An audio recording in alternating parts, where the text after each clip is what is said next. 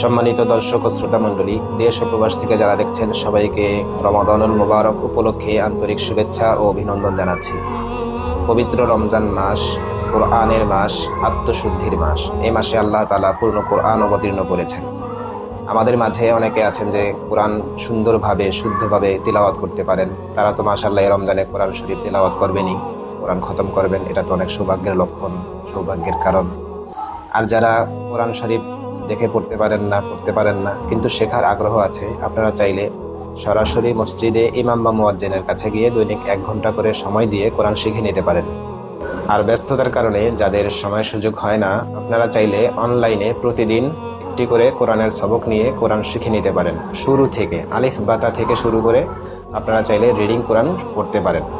তো আমি আশা করি আজ থেকে আগামী 25শে রমজান 25 দিন পর্যন্ত আপনারা যদি দৈনিক 1 ঘন্টা করে কোরআনের সময় দেন, অনলাইনে ক্লাস করেন বা অনলাইনে যে কোনোভাবে আপনারা শিখেন, তাহলে আপনারা ইনশাআল্লাহ কোরআন পড়তে পারবেন, এতটুকু আমি আশা করি।